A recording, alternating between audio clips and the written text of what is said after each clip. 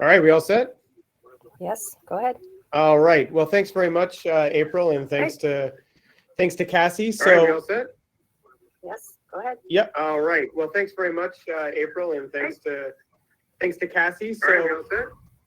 Yes, go ahead. Yep. All right. Well, thanks very much, April, and thanks to Cassie. So, all right, we all set? Yes, go ahead. Yep. All right. Well, thanks very much, April, and thanks to Cassie. So, don't know what yep. is All right. happening Well, thanks very there. much, April, and thanks to Cassie. So, Don't know what yep. is All right. happening Well, thanks very much, there. April, is it just me, or am I hearing like a loop here on us? It's just there's a loop, right? April, is it just me, or am I hearing like a loop here on us? It's just there's a loop, right? Is it just me, or am I hearing like a loop here on us? It's just there's a loop. Is it just me, or am I hearing like a loop here on us? It's just there's a loop.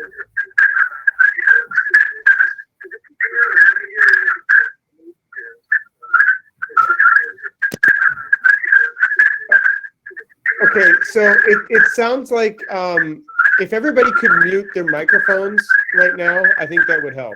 Okay, so it sounds like if everybody could mute their microphones right now, I think that would help.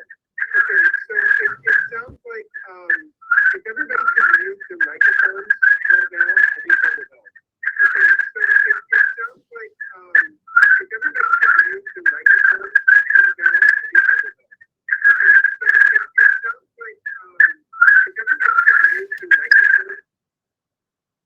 Okay. Oh yeah. Okay. I think things have gotten better now. Does that seem better now? Okay. All right. So people can still hear me. All right. Sorry about the thing. All right. So I think we finally figured that out. So welcome to everybody. I'm pleased to be your chair today for session 3B. This is our Spacecraft Technologies 3. We've got a few people lined up today to give talks on a variety of different topics, ranging from thrusters for CubeSats to a range of different topics today. So we're going to start today with Christopher Elash. So Christopher Elash is an MSc student in the Department of Electrical and Computer Engineering at the University of Saskatchewan and a member of the RadSat team. Chris is passionate about student groups and space technologies. And today he will be talking about development of a micro Hall thruster for CubeSats. Sorry, hold on a minute. Sorry, I introduced the wrong speaker. I see the speakers are in different order. I think the first speaker is actually going to be Felix Chan-Ying. Sorry about that.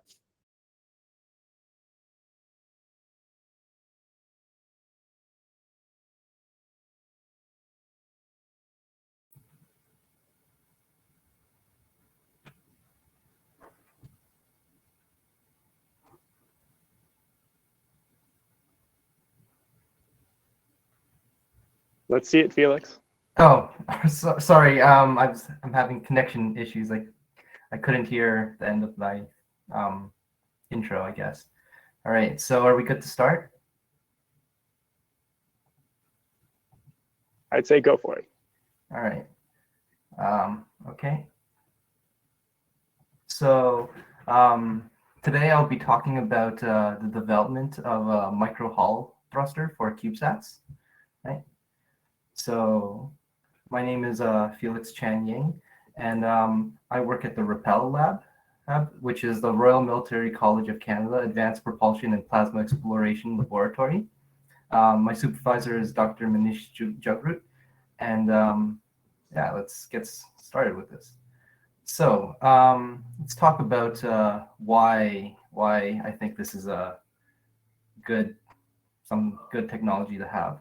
So over the last few years, we've seen the rise of CubeSats, and because of their smaller size and their larger computational power, they can perform a lot of functions that traditional large satellites could do. Using a CubeSat, you reduce your launch costs, and because they're so small and cheap, you could manufacture a ton of them, and you can have new capabilities that you might not be able to do with large satellites, such as having a large constellation for very cheap. Now, most CubeSats at the moment do not have any type of propulsion, and they use magnet torquers in order to maintain their attitude. Having propulsion on these small satellites can allow station keeping and object avoidance, so we could avoid all of the debris that you can see happening in our orbit. Right. So the purpose of my research is to show the feasibility of a micro Hall effect thruster using both numerical simulation and experimental testing. So a few key metrics on rocket propulsion. We have force, which is the change of momentum. We have our total impulse, which is the measure of the total force over a certain time. And then we have the specific impulse, which is basically the efficiency of that total impulse. So there are two main categories of spacecraft propulsion, chemical and electric. And these break down into three subcategories. So let's talk about what's out there.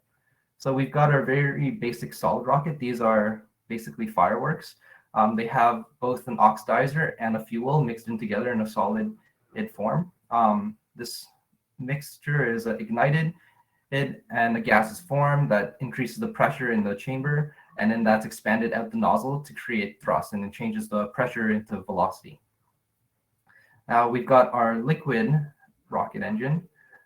This is similar, but you can see both the fuel and the oxidizer are separate, and both are pumped into a combustion chamber using a series of turbo pumps. And again, that mixture is ignited, increases the pressure in the chamber, and it's expanded at the nozzle.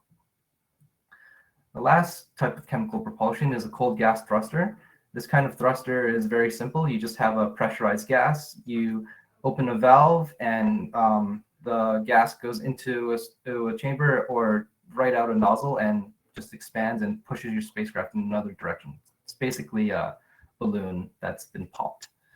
Now, with electric propulsion, here we're not talking about using the chemical bonds between our fuel, but we're using an external source in order to provide our energy.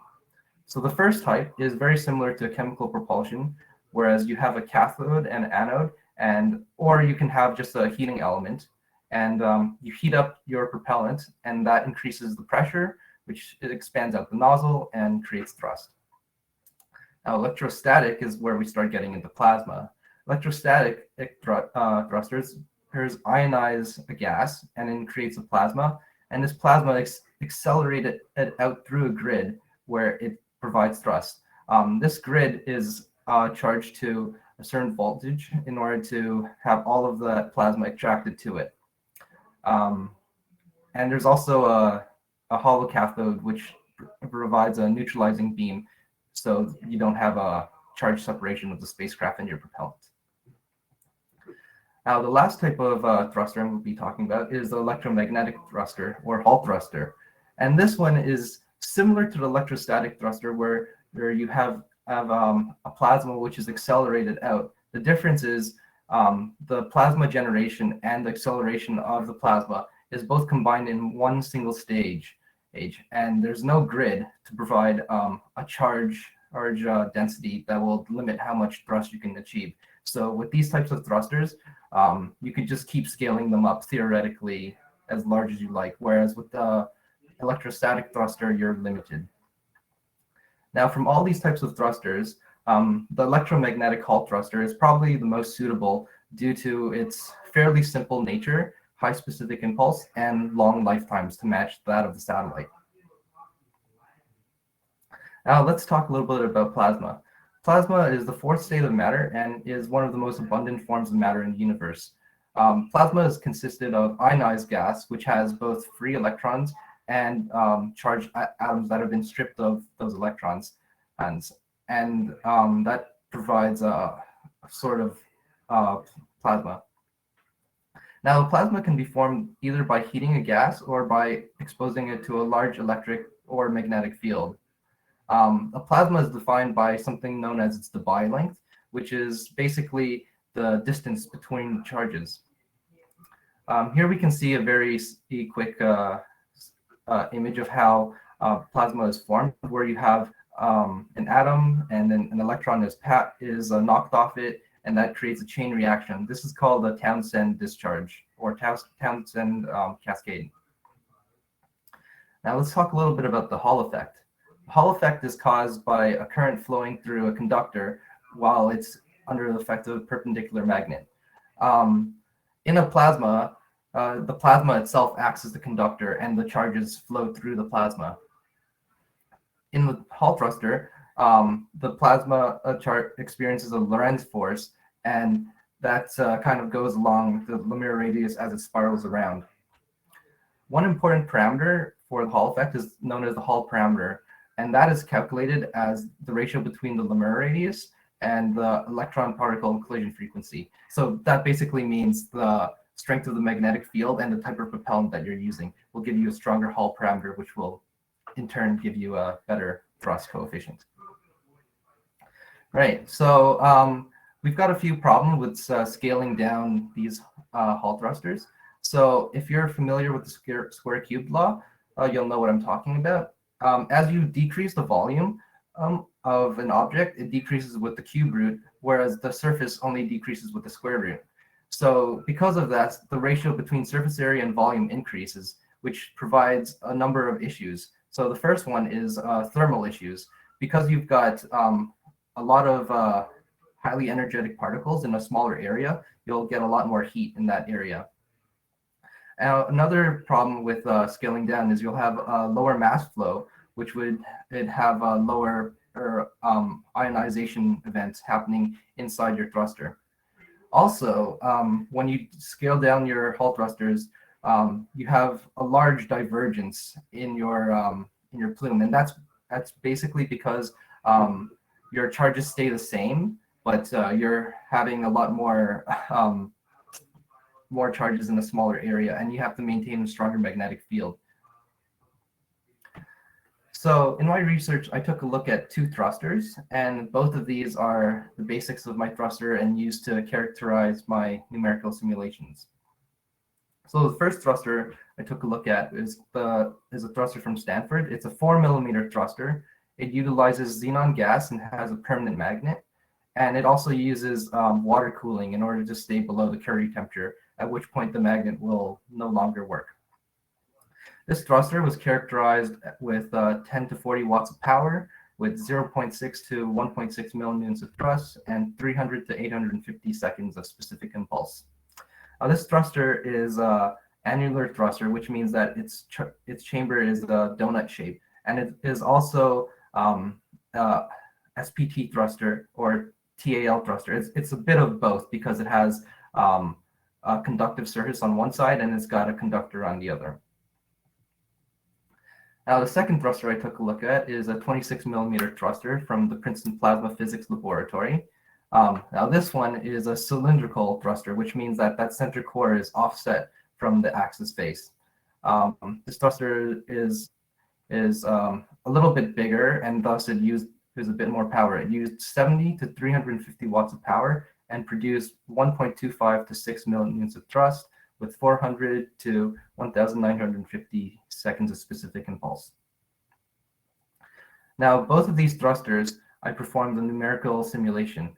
Numerical simulation is pretty important because it allows you to get an idea of what your thruster will be able to do without actually having to build a physical model and go through experimental testing.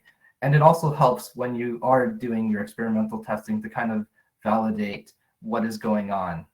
Now, in terms of plasma, there are three types of models for plasma. You have a fluid model, which is very similar to computational fluid dynamics, where you have all of your densities calculated at the cell boundaries.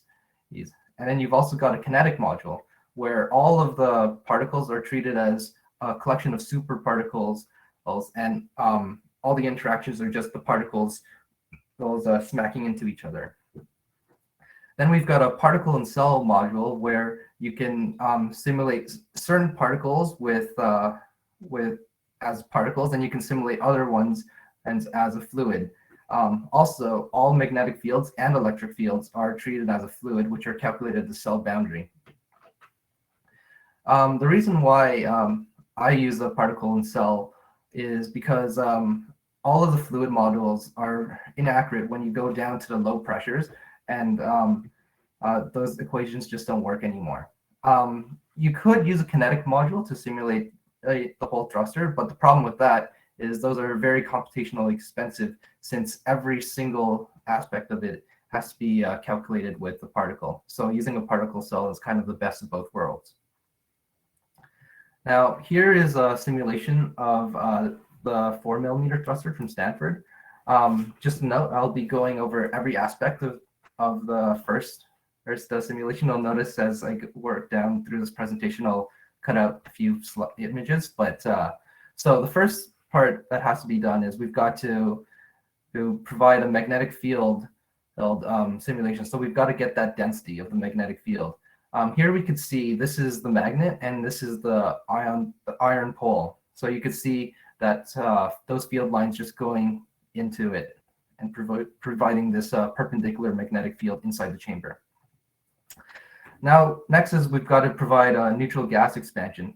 Now, this is not done using fluid dynamics. This is using particles, which is why you can see all the discretization around the background.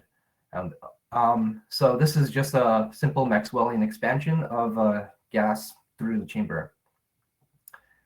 Now, here's where we start getting a bit more interesting. We've got electrons, which are following the magnetic field lines.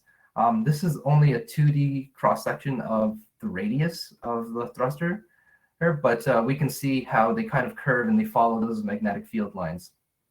And similarly, we can see the ionization events that occur as they occur in the areas with the higher electron density. Right. So moving on to the next thruster, the 26mm thruster, we can see here we've got similar kind of plot where we've got the magnetic density. Because we've offset that center pole a bit more, you could see a larger area that would allow a lot more ionization events in this simulation. Again, we've got the neutral gas density. And then here we could see we've got a lot more electrons actually inside the thruster chamber. And again, here we've got the ions that are being formed in that region. Right. So now when we compare the experimental results, which are on the right here, and the numerical results from the left, we could see that the trend does match this upward trend as we move away from the exit and closer towards that anode. We see an increase in plasma potential. Now, here is the prototype thruster that I've designed myself. In addition to using the simulations, I've also made use of a few scaling laws. Now, these scaling laws are not made for cylindrical Hall thrusters, but for annular ones, and they're not quite as filled out when you go down to these scales. But I thought it would be better than nothing, so I applied these scaling laws into a thruster, which I thought would be suitable for a CubeSat. So we're talking about a 1 centimeter diameter with 20 watts of input power from a small solar array. And using that, we can get somewhere between 310 and 550 seconds with a thrust of about 4 millinewtons to maybe 5 millinewtons, voltage discharge of 400 volts to 450 volts, and a length of 14.3 millimeters in the chamber itself here. Now, I took this thruster and I applied the same simulations that I did previously. And as you can see, it brings similar results with the magnetic field and the ion density. And again, we see this very similar plasma potential as we go closer and closer to the anode, away from the exit. The next step is what I am currently working on, where I want to experimentally characterize the thruster itself. And in order to do that, you need to, first of all, provide a cathode source in order to neutralize the beam and also create a virtual cathode for all of the ions to be accelerated towards. There's also this micro thrust balance stand, which is a torsional balance stand, and it uses a small spring in the middle, and it measures the displacement of the thruster as it pushes against this stand. In order to simulate the actual vacuum conditions of space, a vacuum chamber is used, and we're just using a very simple Bell-Aljar style vacuum chamber in order to simulate the pressures, and we get down to about 10 to the minus 5 torr. In order to measure all the beam currents and beam divergence, we use a Faraday cup with a couple of grids in order to upgrade it towards a retarding potential analyzer. And using this sensor, we can kind of measure the different currents, and by varying the position, we can measure beam divergence. So yeah, current work that needs to be done. Experimentally characterize the thruster using a prototype, and then I want to combine the numerical analysis with the experimental results and somehow get a better understanding of micro-Hall effect thrusters and if they are suitable for CubeSats. All right, thank you for listening. Are there any questions? All right, thanks very much, Felix. So this is the first session that I've chaired here. So are we doing questions in the chat, or are we doing them in the Q&A? Looks like Q&A is not enabled. So I guess if there's any questions, people can write them in the chat right now, and we can get Felix to answer them.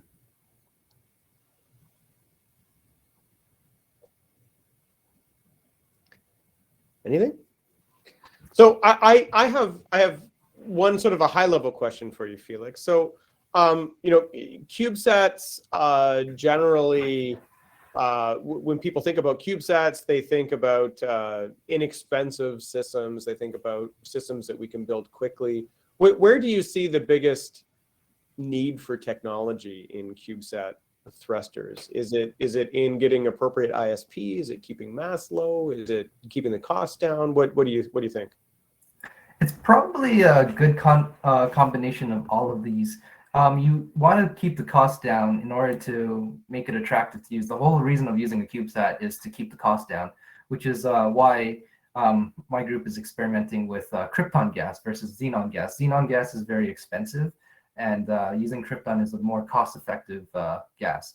Also, the whole point of having propulsion is in order to get a bit more bang for your buck. So these CubeSats, they're typically in low Earth orbit, and they decay over time. And over the course of a few months, maybe a year or so, they'll decay into back it down to Earth. Now, if you provide propulsion on your CubeSats, you can actually raise your orbit as you're decaying and maintain your orbit in order to not fall down. Also, you can also use them for attitude control if your magnetorquers are not working very well. So. Okay. All right. Sounds good. Any other questions before we move on to our next topic? All right. Well, so we'll thank our first speaker, Felix. Thanks very much. That was excellent. And we'll move on to our next speaker, which is going to be Peter. I'll try to pronounce the name right. Mallalieu. From Royal Military College. So he is a graduate student in aeronautical engineering, and his topic today will be on multimodal electrospray thruster concept for small satellites. So Peter, I'll get you to take it away if you could share your screen. All right, awesome. Thank you for the introduction, and thank you everyone for joining today. So a little bit similar to Felix's presentation, we're in the same lab, so I'm not going to go over too much, but I'm from RMC and we work in the advanced propulsion lab. So the motivation for my research, so somewhat similar to Felix, so I'm going to go through it again, but maybe put a little bit of a different take on it. So as microelectrical and mechanical systems have continued to get smaller and smaller throughout time, we see more and more the advent of smaller satellites being launched into space. So in the 1960s, a school bus-sized satellite would have the capability of a satellite that may fit in the palm of your hand today. So as satellites have gone into space smaller. They've got a large mass reduction, which means that the cost to launch a satellite into space has been lowered very considerably. This basically means that there's been a surge in satellites being launched into space in the last few years because it's been so much cheaper that people are finding that they can launch their own constellation. Small countries, universities, and even research teams can launch their own satellite now. Quick little chart showing the growth of not CubeSats, but small satellites. So we can see in the last 10 years, there's been almost exponential growth in the number of satellites launched, and also that the vast majority of satellites launched are in that small satellite category. So this is predicted to continue because as the cost has gone down so much, we can get more and more small satellites into orbit. So the vast majority of these small sats, over 95%, have no propulsion system. So they are launched on some kind of orbital launch vehicle, and then they are sort of sit in space and go about their life until they become space junk eventually. So a large portion of these small satellites, such as CubeSats, would like to have a propulsion capability. But as CubeSats have gotten smaller and smaller and smaller, getting an adequate propulsion system to fit on these small satellites hasn't necessarily kept up with the demand.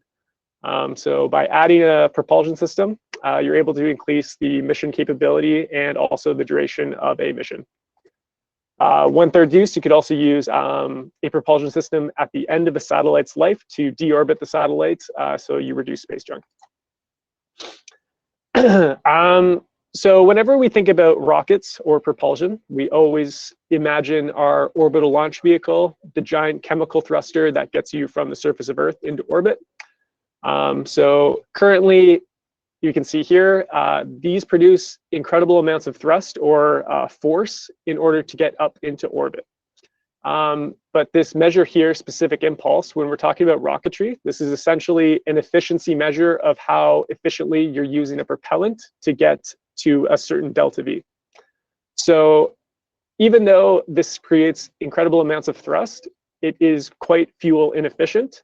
As you can imagine, a rocket of this size is 90% propellant. Whereas when we look at electric propulsion, which is another big category of rockets, they're far more fuel efficient, you could say, or efficient with their mass. Obviously, the trade-off is that the thrust of these types of thrusters, like Hall thrusters, which Felix just presented, are much, much, much lower. Millions of times less force is produced by an ion thruster than a chemical rocket. But we can see that with just a few grams per propellant, you're able to go much further. So once you're in space, and there's no more surface friction, there's no gravity holding you back, these are far more effective, especially if there's no humans or living things on the satellite. So my particular research deals in something called multimodal propulsion. So I have a quick schematic here to sort of illustrate what that is. Essentially, it's integrating two modes of propulsion into a single system using one kind of propellant.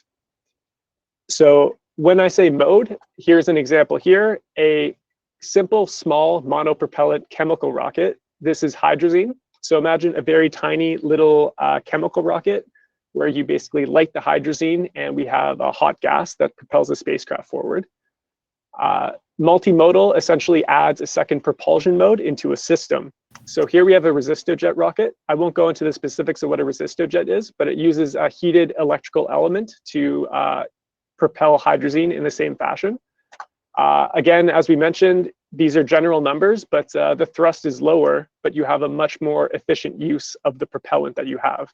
So in this small system of a small sat, we're really looking to get as much efficiency once we're in orbit. Okay, so I'm working in multimodal. I'm also working in a technology called Electrospray thrusters. So we looked earlier, we had chemical rockets and we also have electric rockets. There are many types of electric propulsion. One of those being Hall thrusters, as you saw previously. Mine is called an Electrospray thruster. So if we look at the diagram here, essentially how this works is we have a small channel. This is microns in size across. And we have something known as an ionic liquid or an extremely conductive propellant. So in a chemical rocket, you might use something like liquid oxygen and a few other chemicals to get thrust. but here we're using a specialized liquid called an ionic liquid. And when you create a very strong electric field, so let's say we bias this to several thousand volts down here, and then we have this grounded up top, the voltage difference creates a strong electric field. And the ionic liquid, since it's so conductive, will actually react to that electric field and spray the liquid in one direction, which pushes your spacecraft in the opposite direction. So that's how, on a very small scale, these electrospray emitters produce thrust in a simple form. We mentioned this is droplet mode because this is a liquid material and it sprays essentially a liquid into space, producing thrust. It also can technically operate in something known as ion mode.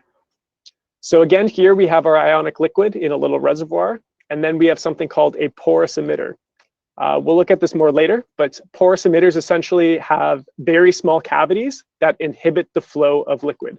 So in this diagram here, we see that we have a high flow rate of liquid that's being sprayed out. If we slow that flow rate of liquid down as it moves through this porous material to get to the end, and we're applying our strong electric field still, we can actually emit pure ions. There's no longer any liquid being emitted. It's pure single ions from the propellant.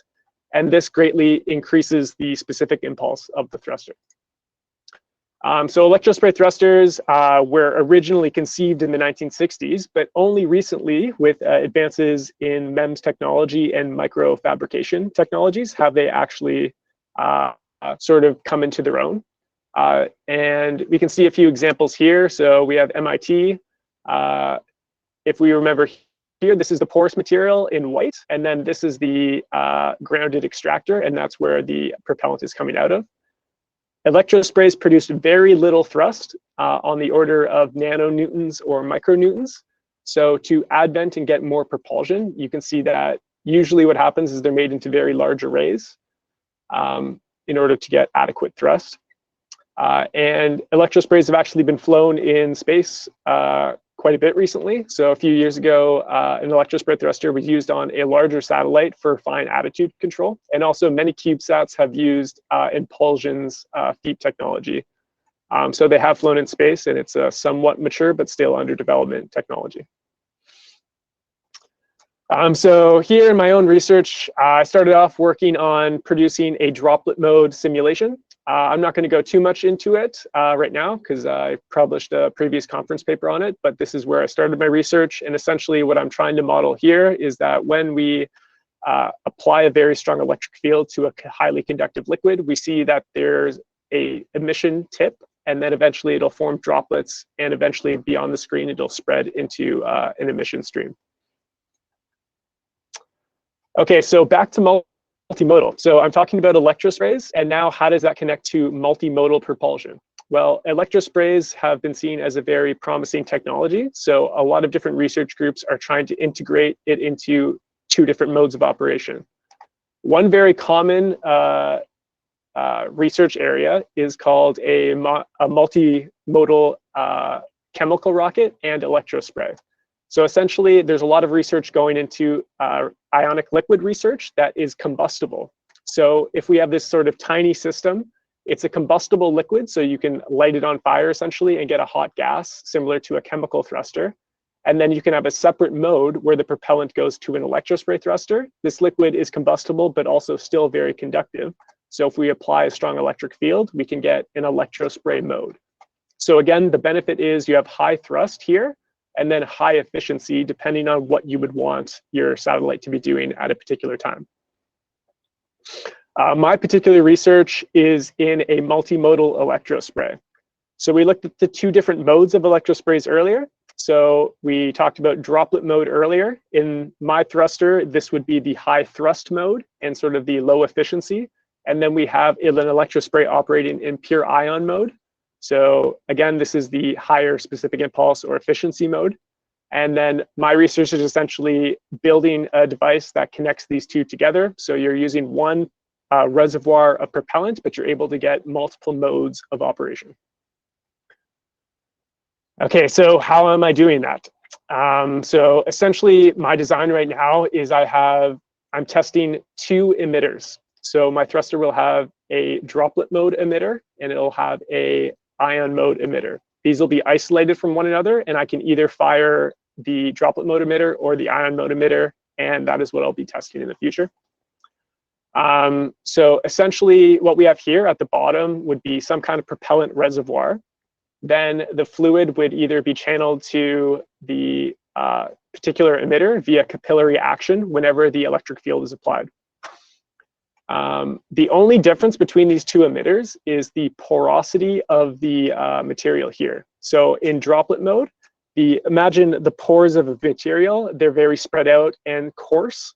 Liquid is able to travel through this emitter very quickly, and that allows enough liquid to emit in droplet mode.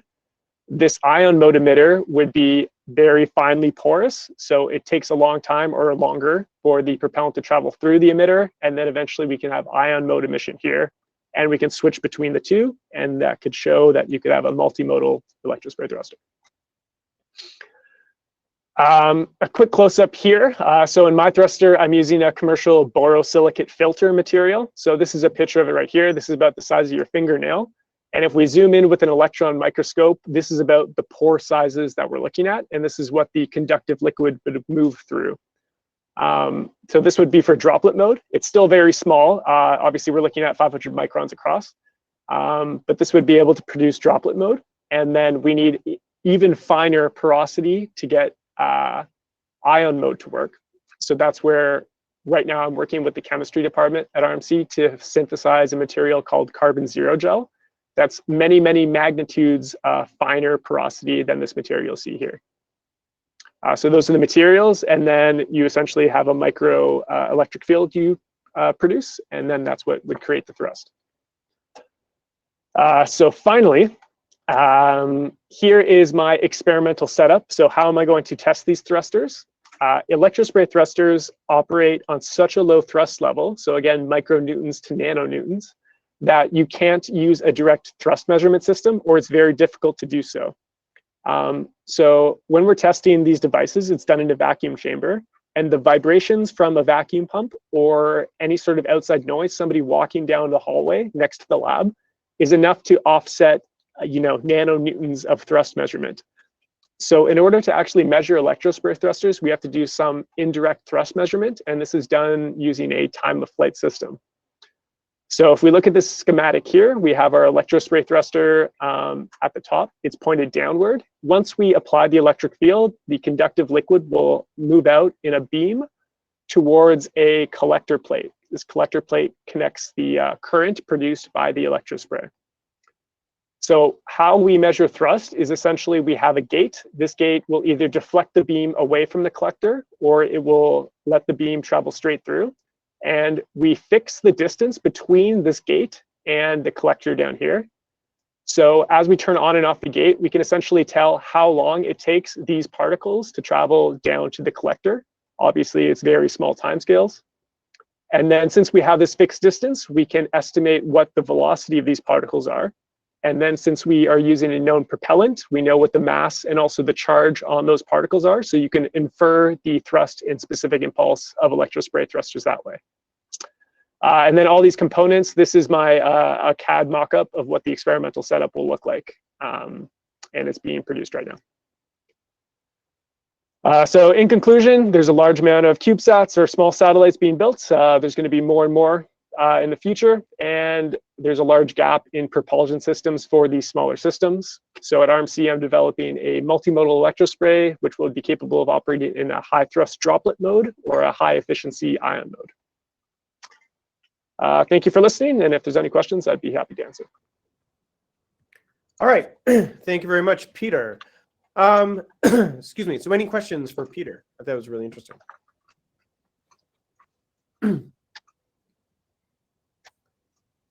Anything? Yeah, there's obviously a lot of really interesting thruster research going on at RMC there. Okay, yes, Patrick, you have a question. I think you have to type your question.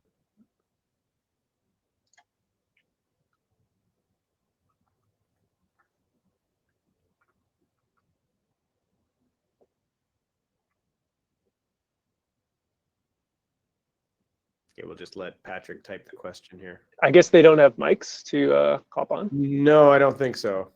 All right.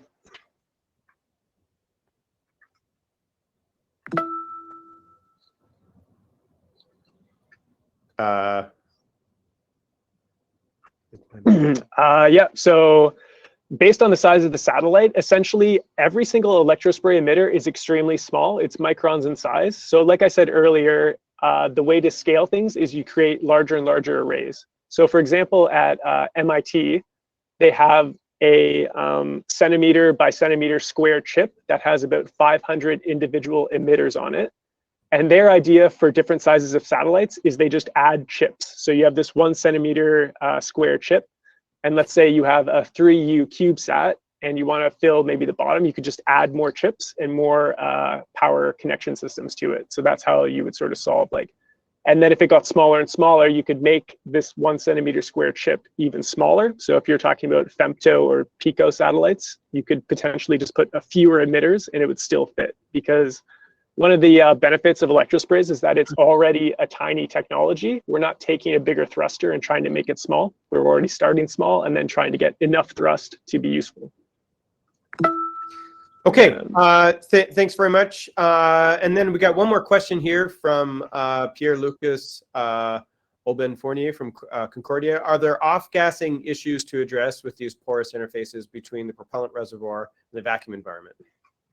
So off-gassing is a constant issue. The off-gassing issue with electrosprays is more to do with the propellant, actually. So ionic liquids typically are very off-gassy, so it's a big issue. So we have quite a big off-gassing procedure to get the ionic liquid as low gassy as possible. And when we're talking about off-gassing for the audience, we use these small vacuum chambers. And if materials off-gas or release material into the system, it's very hard to get accurate readings. When it comes to the other limitations with the porous materials, they are not terrible for off-gassing, but one of the big issues with using any sort of finely porous material is that clogging can occur if you have any sort of electrochemical effects. So if there's lots of off-gassing in the system and the ionic liquid is off-gassing and it's moving through, it can have some little electrochemical effects and that can clog the pores. And then obviously you're not going to be able to get any thrust or emission if it's clogged. So there's definitely lots of things to consider there. Okay. All right. Well, thanks very much, Peter. I think we're going to move on to our next speaker there. So we'll thank our speaker. And our next speaker is going to be Christopher Elash. And Christopher will be talking about dose rate dependency of a floating gate-based voltage reference for space dosimetry applications.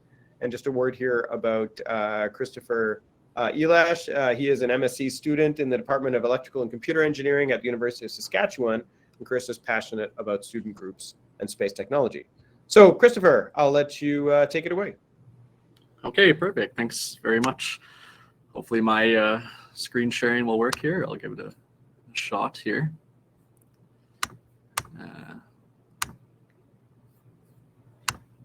Okay, I think it's probably going, so. Okay, perfect. Yeah, so I'm Christopher Elash, currently doing my Master's of Science in Electrical Engineering.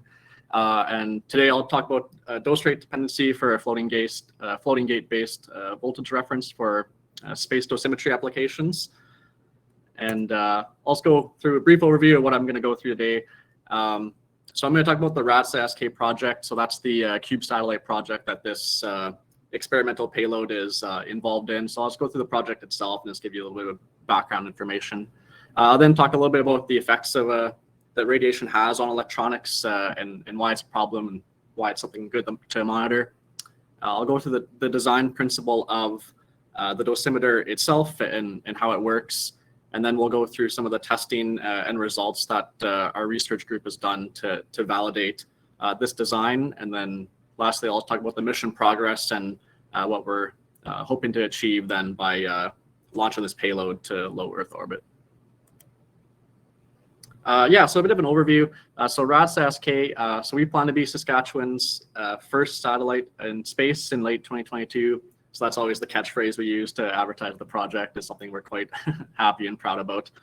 So the satellite itself, we have 3 technical goals for the project. Of course, the one is the validation of these new radiation dosimeters, which I'll be talking about a lot more in a little bit here.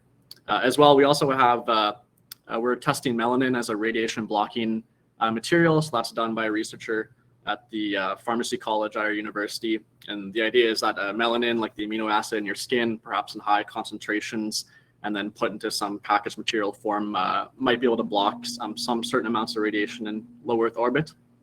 And then lastly, we're doing Earth imaging with the project.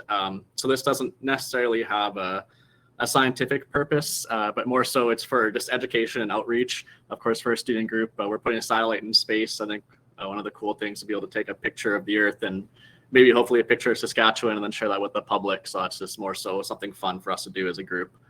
And most importantly, this is just a student educational project. So we're under the Canadian CubeSat project with the CSA. So first and foremost, our number one goal is to give students experience and education about space missions, even in real world engineering mission, just things that they normally wouldn't see in their classroom.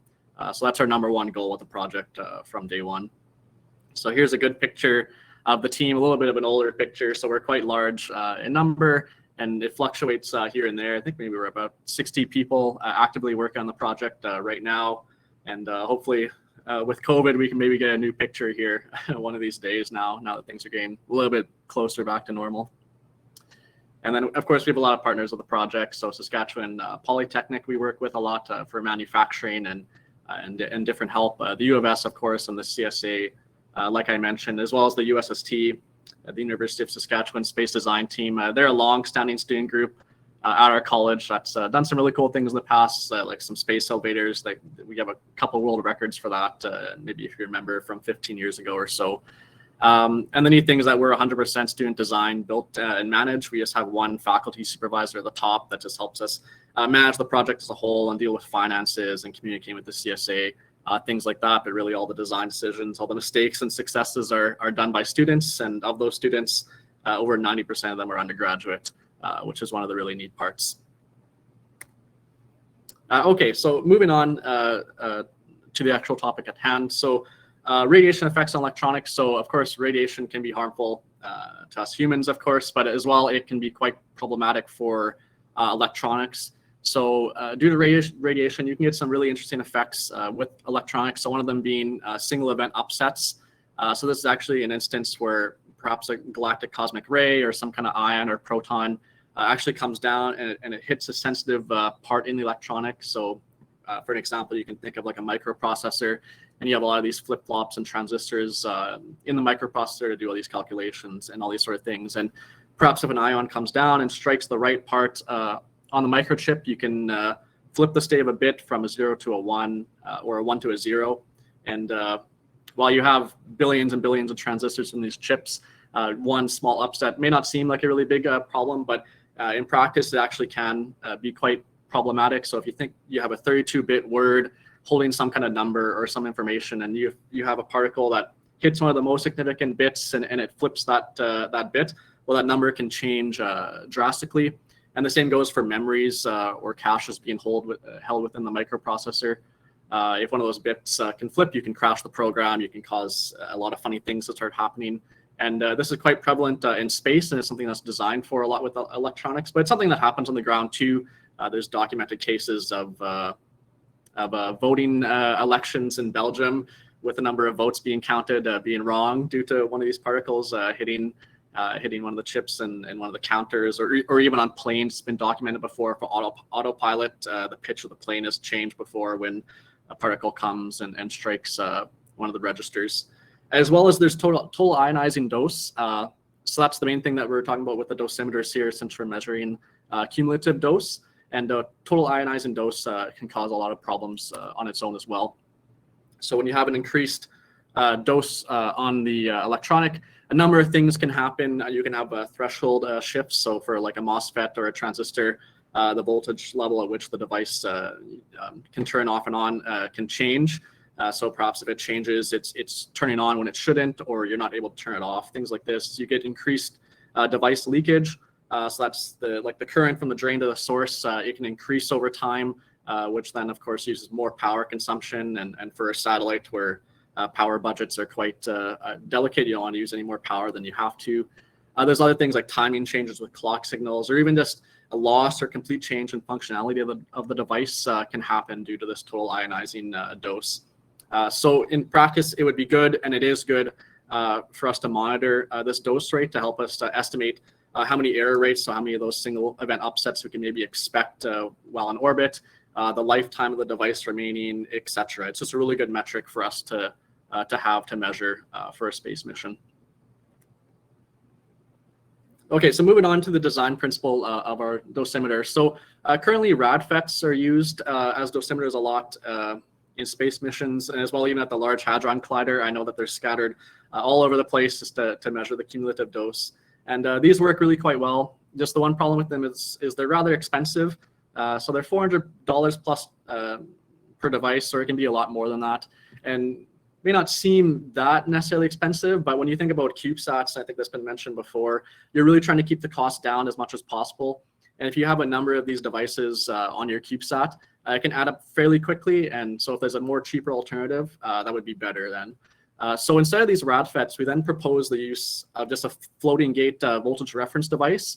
And the benefit behind this is that it's far less expensive. It's much more readily available, so you can put a lot more of them on a satellite, and you can save yourself some cost than if you're deploying a constellation or even just one educational satellite. Costs can rise up quickly, and you want to keep them down. So the floating gate device, of course, it's based on a floating gate metal oxide semiconductor field effect transistor, or a MOSFET. I'm sure as many of you know. So this is a similar structure to those found in flash memory. So if you think about like your flash drive that you put into the PC there, so that's floating gate then to store the logic of the bits. And this is the same principle that we use here. And it's been shown that with some proper calibration, these can actually act as a low-cost dosimeter with cumulative dose, and you can actually measure the dose based on the change in the voltage reference of the device. So here's just a really basic floating gate cell just on the left here. So you have these tunnel diodes, and these allow you to then either charge the gate or discharge it depending on the logic. And you have the NMOS transistor, and you measure the output voltage from the transistor. And then the equation on the right there, which is the really simple one, which is good because I like simple equations. So your dose rate is just equal to some device coefficient, which is found due to what voltage reference device or technology you're using, and then multiplied by just the change in output voltage that you see. You can then easily correlate the dose rate of the device then. So it's really nice to see a linear trend right there. So moving on to some of the testing and results that we've done with the design. So currently the design, we've tested it with both proton and cobalt-60 gamma sources. So on the left there, maybe some of you recognize it. That's at Triumph in Vancouver with the proton sources.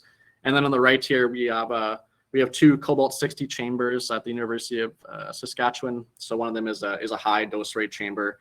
Another one is a low dose rate chamber. So we've done some testing to kind of validate the design. So here's a really good plot from that cobalt-60 source that was just shown before on the right at the University of Saskatchewan. So you can see there that there's a really good linear trend of the voltage reference output. And as the total dose in kilorad increases, that trend stays pretty linear. It's got a little bit of a curve to it, but it's really quite linear for a number of different devices that we tested. And then, of course, at some certain points, around 40 kilorad or so, the device, like something in it just breaks, as I mentioned before, with total ionizing dose. At a certain point, you just lose functionality. And so then our voltage reference just goes to the 5-volt supply after that. But the trend is really good and is really linear. And similarly, here's another plot that we've done for our proton testing in Triumph. So you can see this dose rate is a lot less, about 1,000 rads, to which we measured to.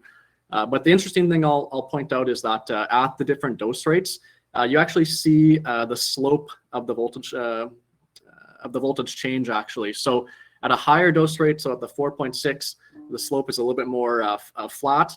But then when you get down to the lower dose rates, so like 0.39 and 0.028 that we tested at, the slope gets a little bit sharper going down, which is an interesting effect. That's known as the Elders effect. I believe it's electronic low dose rate effect. And essentially the electron hole pairs, they're more easily formed at lower dose rates than they are at the higher ones. It's an interesting phenomena with electronics. But we found that for most of these voltage reference devices, they actually saturate at about 0.39 rads per second. So anything less than that, your slope will be the same regardless of what the dose rate is at the time. And this is really good because in low Earth orbit, that dose rate is generally much less than the 0.39. So we don't necessarily have to worry about calibrating for this slope. It should be the same throughout the whole mission. And as well before, usually the dose rate in low Earth orbit for about a year, it's usually around 2 kilorad, give or take, depending on what's happening with the environment. And we've shown that these devices can work fairly properly up to about 40 kilorad. So for low Earth orbit missions, where usually the time is not that long, these devices can usually last well into the lifetime of the mission. So this makes it really suitable for a low Earth orbit application, and specifically cube satellites. So moving on to the mission progress that we've had with RADSAT-SK. So the current physical test board design I've shown here. So on the left was just the really rough sketch that we started with, thinking about, oh, what are we going to do with this? So we have the board, and we have a number of these voltage reference chips that we put on them to act as the dosimeters. And if you'll notice, we have shielding listed on the device, and that's related back to the melanin shielding. So we use different amounts to see if there is a change in how much cumulative dose is measured with each based on the amount of melanin that's placed over top. And as well on the board, we have some other things. We have like an ADC then to send the data back to our computer. We have a RADFET then also as a control to compare against, and some other things like that. So on the right there is one of the physical boards that we're working with right now, and that will be eventually put into the satellite itself. And then here is just a good picture to kind of show where we'd be putting these boards on the satellite. So we try to put them at the two ends of the satellite. So we have two boards just to try and validate the measurements we're getting are somewhat reasonable. We compare against the two of them, and we try to put them to the sides to limit the amount of shielding that the dosimeters, the voltage reference devices have over top of them. We want as less shielding as possible to try and get the most cumulative dose as possible to see that good trend in the voltage over the lifetime of the mission. And so then kind of wrapping up here. So right now, yeah, I'll go quick. I know we're kind of running out of time at the end of the session here, but so we have our ground station design and network almost fully operational, which is really good. We built our ground station ourselves, and same with our clean room. We also built that ourselves, which we're really quite happy about because it's a space that we have access to all the time, and no one's booked it, and we can lay our things out there and not have to worry about anything. So we passed the critical design review with the CSA in November of 2020. I think they're really quite happy with where we were at. So that was really great, really exciting. Coming up, we have our flight readiness review sometime in 2022. And then, like I mentioned, we're hopefully launching to the ISS in late 2022, where eventually an astronaut will put it into a deployer on the ISS, and essentially it's going to boot the satellite out the back door. And we're hoping to orbit for about a year and a half once we're placed into orbit. So just acknowledging just some quick people for the project, all of our project donors, without whom we just wouldn't be possible with all their generous donations that they've given to the project, all of our partners and our two researchers that we're working with. So Dr. Lee Chen, who happens to be my supervisor from a master's, as well as Dr. Kate Diachova, who's working with the melanin shielding. All of our advisors and industry help for a student team. We definitely don't know everything, so any advice and help we get from industry and our advisors is always so appreciated, as well as just past and present team members. We've had quite a number of people go through the project now, being all undergraduate. Many people graduate, and a lot more people join in every single year. So I think we've maybe had about 400 people or so, or 300 maybe work through the project over its kind of 4-year life so far. So we owe all those people an immeasurable amount of gratitude. And so with that, I think I'll wrap it up here. So thank you very much for your time. I hope you enjoy the rest of the conference, and then I can open up the floor to any questions then. All right. Thanks very much, Christopher. I think we've got time for one quick question before we move into our last talk. Any questions? Nothing? Yeah, I thought it was interesting that you saw such a pronounced elders effect in that device. And also good that, as you mentioned, you don't need to compensate for that in your device measurement. So I think that's really excellent. So well done with that. We're looking forward to seeing how that works. Perfect. Thanks very much. Okay, I don't see any questions in the chat. So with that, I think we'll move on to our final speaker. So our final talk, it will be by Curtis Graham. It's in the design and simulation of a cylindrical dual-stage Hall thruster. And I don't have any additional information about Curtis today other than the fact that he is an MSc candidate at the Royal Military College in Canada. So Curtis, I will hand it off to you. All right, thank you. Bring up my PowerPoint here, and we can get started. So someone please let me know if you can't hear me in the chat. Just want to make sure my mic works here, but yeah, I'll just start rolling with this. So as was mentioned, I'm a master's student at the Royal Military College of Canada. You've heard from two other members of my research group, Peter and Felix, earlier today. So I'm also studying small-scale electric propulsion. All right, so I'm going to go quickly over what electric propulsion is and some of the motivation. I can skim over that because you've already gone through two presentations on the subject. Then I'm going to go over a couple metrics that you use to compare the different propulsion methods, and then some of the implications of using plasma as your working fluid in a propulsion device. I'm going to talk about how Hall thrusters work and some of the implications of miniaturization, and then talk about how using a cylindrical design and a dual stage design can help mitigate some of those issues.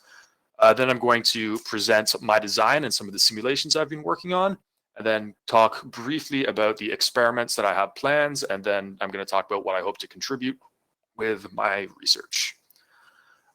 So electric propulsion uses the same principles as rocket propulsion, using a momentum transfer to your propellants, and it uses electric fields to accelerate ions out of the back of your spaceship, typically. Now, these provide some pretty significant efficiency gains over traditional methods of chemical propulsion, but they have much lower thrusts, so it struggles to overcome air resistance and gravity. So that's why you still see the big chemical rocket boosters being used to put things into space. So what do you use it for? Small satellites, as we've gone over a number of times. There's a lot of gains that can be taken from using small satellites. Briefly, they're used for internet access, they're used for Earth observation, and there's a lot of money being funneled into them.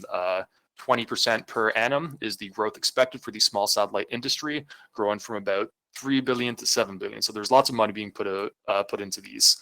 And most of that money is going to come from efficiency gains in the satellites. So when I talk about these efficiency gains, they come from the gain in specific impulse. Specific impulse is essentially a measure of the thrust per unit mass of the propellant used. So it's a mass efficiency, if you will. How efficiently are you using your propellants to accelerate your vehicle? So from the rocket equation, we know that if we have a very, very high exhaust velocity, we get a lot more momentum transferred out of our thruster. So that is why, if you look at the plot here, you see that all the electric propulsion methods, so the Hall effect that me and Felix work with, and the Electrospray that Peter works with, they have a much, much higher specific impulse because they can get a much higher change in velocity using electric fields as opposed to just relying on the thermal expansion that chemical rockets traditionally use. So the important takeaway here is the specific impulse gains allow you to use your mass more efficiently. So what are some of the implications of plasma propulsion? The first thing is going to be that you can couple your mass flow rate to the discharge current. So the mass flow rate is really important for propulsion metrics because that's your momentum being transferred, is this mass flow. And you can measure that as the discharge current in electric propulsion by basically taking the ionization fraction, so the number of ions in your system that have versus the number of neutrals in your system.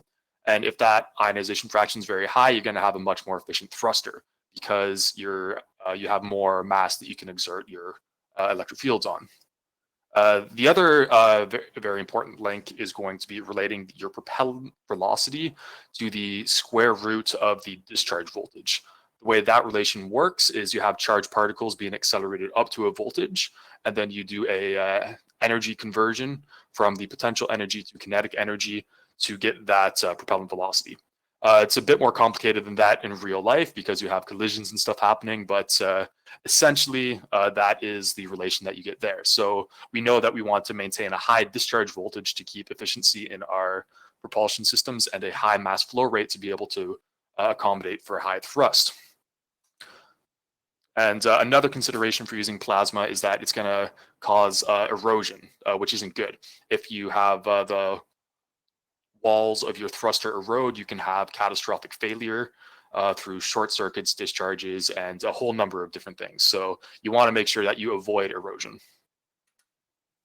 All right, so now that we understand what makes these things efficient, how is that actually being applied in Hall thrusters?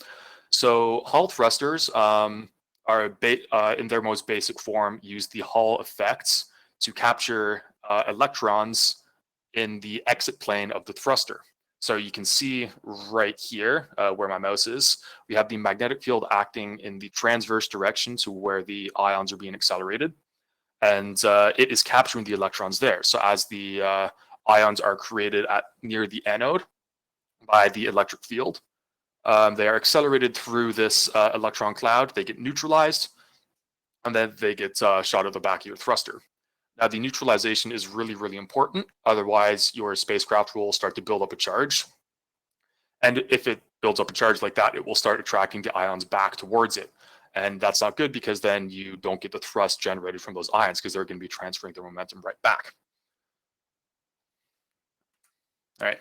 So when you start to scale these things down to low power, you start to get a couple issues. And as Felix mentioned earlier, the square cube law is one of the more important things to think about here.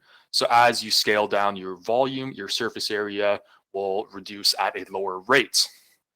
So one of the things that leads to is you're going to have an increased wall erosion. So you want to make sure that that is accounted for when you're scaling down these thrusters.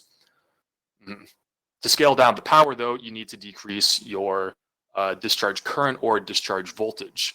And that's not ideal because that means you're either losing mass efficiency by reducing the specific impulse, or you're losing thrust efficiency through the reduction of the discharge current.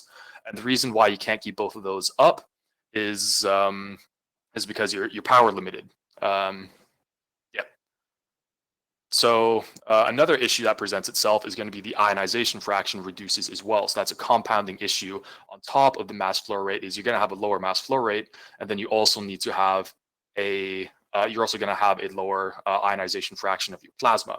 Because you have a smaller geometry to work with, your fields aren't going to be as intense. So that means that you have to, that you get lower discharge voltages. At lower discharge voltages, you get this lower ionization fraction, which is represented by alpha in the plot here. So lower discharge voltage means lower ionization fraction, means less thrust being generated, and overall a less efficient thruster.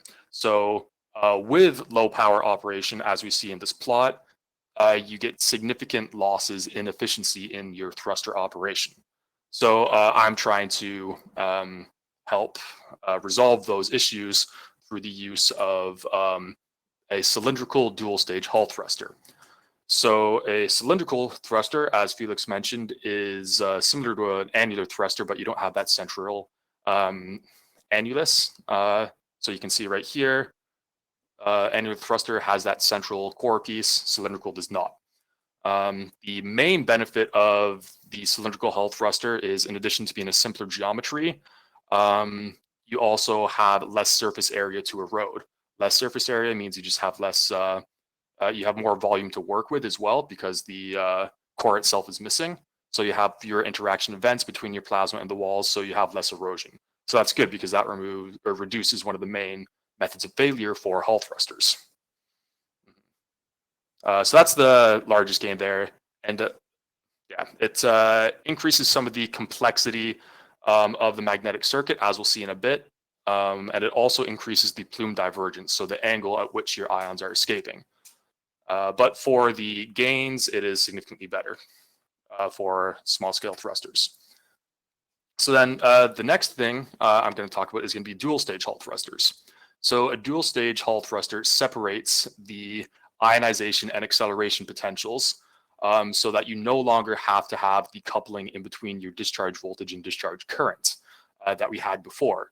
So that means that you can increase essentially your mass flow rate while maintaining a low voltage, or you can decrease your mass flow rate while maintaining a high voltage, which is specifically where you get the gains in efficiency here. In the previous Hall thrusters, your main method of control is monitoring this, this discharge voltage. And if you wanted to operate at high specific impulse low thrust, if you want to operate at high specific impulse and low thrust, you can't do that nearly as easily as if these processes are separated. So separating these allows for independent control of both of those factors, which allows an increase in the number of maneuvers that your small satellite can do. So if you want to just say orbit keeping, exert a very low thrust over a very long amount of time with very, very high mass efficiency, this allows you to do that with a Hall thruster, the separation of those two processes. So how do you implement a dual stage Hall thruster? One way to think about it is one Hall thruster leading directly into another. So instead of a singly peaked magnetic field to capture the electrons at the channel exit, you have a doubly peaked magnetic field. So you have one inside the axial channel itself, and then one peak at the exit of the channel, and then you introduce a secondary electrode as well. So that is what decouples the discharge current and discharge voltage, because you can now have a smaller current or larger current going through your intermediate electrode that is independent of your discharge voltage. So that allows you to maintain a high degree of ionization when working at low power, as well as maintaining that high voltage. That allows you to do these low thrust, high specific impulse maneuvers with your satellite. All right. So here is the design that I have come up with, and there's a couple things about it. So as far as I know, I haven't been able to find anyone else who has looked into a cylindrical dual stage Hall thruster before, so I'm combining a couple different ideas there. And yeah, so there's a couple stats here that I've taken from the same scaling laws that Felix used. So my thruster is going to be significantly larger than Felix's still, but hopefully it can provide some efficiency gains. The magnetic field is going to be composed of 2 ring magnets with a series of bar magnets. The bar magnets are going to be oriented in a circle going around to basically create this north pole that I need right there. And then the magnetic field lines will create 2 local maximums, one down here by the anode and then another by the exit plane, separated by the intermediate electrode as seen in black right there. So that's my design. How am I going to prove that it works? I'm currently working on some simulations. Currently, they are a single species fluid simulation, so I'm just working with electrons right now. But I only started this a couple weeks ago, so there's still lots of work to do on this. I need to add in some ion species, and then I'm going to add in some collisions. So the mechanics of the simulation, so a fluid simulation basically averages your variables over a Cartesian grid or a traditional spatial grid and treats them as one continuous fluid variable. And you can do that with electrons because they're so small that they're bouncing off of each other so much that they're in local thermodynamic equilibrium. With the ionic species, however, the much heavier ions, you can't necessarily make that assumption. So they're going to be modeled using the particle and cell method, which creates a grid of, say, you want 1,000 particles. You assign each one of them a position and a velocity, and then you update those as time goes on, and you're basically tracking the motion of each individual particle that in reality represents thousands of smaller particles as you go through. So preliminary results here, still a ways to go. As I said, the scale can be seen off to the side here. So it's a number density of about 10 to the 18, which is fairly correct for Hall thrusters. Some of the relative scaling is a bit off still, but it's, as I said, it's a work in progress, and I'm pretty happy with how it's turning out so far. Compared to the doubly peaked magnetic field, this is an annular Hall thruster though, so that is a key difference. This is 1/2 of the cross section, so it would be continued over there. But the doubly peaked magnetic field should be working in the same way, and you do see that come through to a certain extent. All right, so some of the things I'm currently working on, as I said, are adding in multiple species and collisions to this simulation, and then going to be updating the magnetic field to be a bit more complex, because currently it's only a one-dimensional field. The other components are 0. All right, and then for the planned experimental characterization of the thruster, it's going to be very similar to Felix's, because I am working with a lot of the same equipment. So you've seen this thrust balance stand several times before. Torsional thrust balance stand, you attach your thruster to one side of it, and then you measure the deflection when the thruster is operational, and that tells you how much force your thruster is exerting. You measure the specific impulse of the thruster by measuring the mass flow rate going into the system, and then you can also calibrate for plume divergence using a Faraday cup. A Faraday cup uses 2 electrodes essentially in a cup configuration. One of them is biased to deflect electrons, and then the other one collects ions. The plume of a Hall thruster is a combination of electrons and ions. So you want to make sure that whatever device you're using to collect your discharge current at the end isn't collecting both, otherwise they will neutralize and they'll cancel out and you don't get a proper reading of your discharge current there. All right, so then finally, what I hope to achieve with my research is mainly efficiency gains in microsatellite propulsion. And I'm going to do this through this novel combination of the cylindrical geometry with the dual stage, and which inherently has this novel orientation of the magnets within it. And then hopefully my simulation that I'm coding up myself will be good enough that someone can use it in the future for some work done at our lab. All right, so thanks for your time, and I will now answer any questions. Excellent. Excuse me. Thanks very much, Curtis.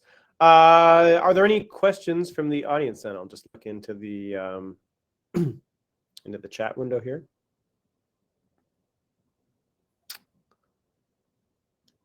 Don't see any.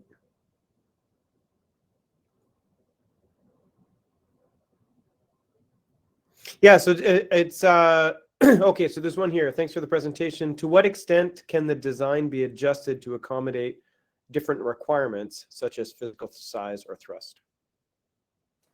That's a good question. So some of the physical requirements of a Hall thruster, that is taken into account with these scaling laws.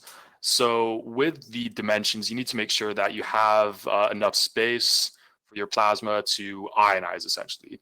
So there's this parameter that we use called the mean free path of ionization. So mean free path from thermodynamics is the average distance a particle travel before colliding with something else. Mean free path of ionization is the exact same thing, but between ionization events. So you want to make sure that your thruster, that the characteristic dimensions of that are significantly larger than your mean free path of ionization. And your mean free path of ionization depends on your plasma density, which depends on the magnetic field strength and your discharge current. So in theory, separating 2 stages will allow for scaling to lower, smaller sizes, because you can increase the sort of primary stage discharge current. But that's not something that I'm going to be looking at. I'm more so focused on, is this even possible? And then if it's possible, potential scaling for different sizes for different applications will be something to look into later, potentially. Thanks for the question. Excellent. Are there anything else? Anything else from the audience there?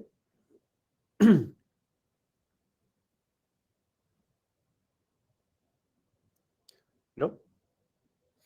Okay. Well, thank you very much, Curtis. And I'd like to take this opportunity to thank all of our speakers for this session. Our next sessions will be starting in roughly 20 minutes. Yeah, it's they're starting at 12:45 Central, 1:45 Eastern.